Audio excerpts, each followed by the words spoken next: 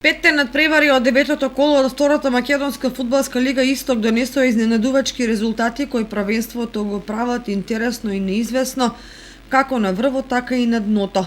ГФК Осогово според системот купи-продај овој пат ремизираше на гостувањето во Гевгелија, каде против тимот на Кожув одигра нерешено 1:1.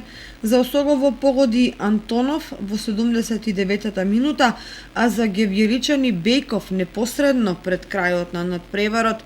На осоговци им останува да жалат што секунди ги делеа од освојување на 3 бода.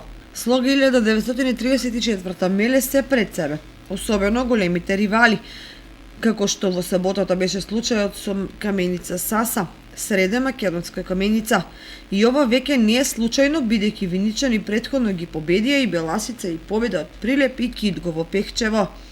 На останатите средби беа постигнати следниве резултати. Каменица Саса Слога 0:1, Беласица победа Прилеп 0:1, Кидго Тим Локомотива 4:0, Детонит Братство 4:0 и Кожув Осогово 1:1.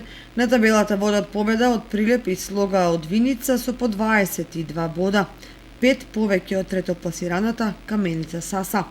На следното коло Осогово гостува кај екипата на Каменица Саса, а Слога игра на гостински терен против екипата на Братство.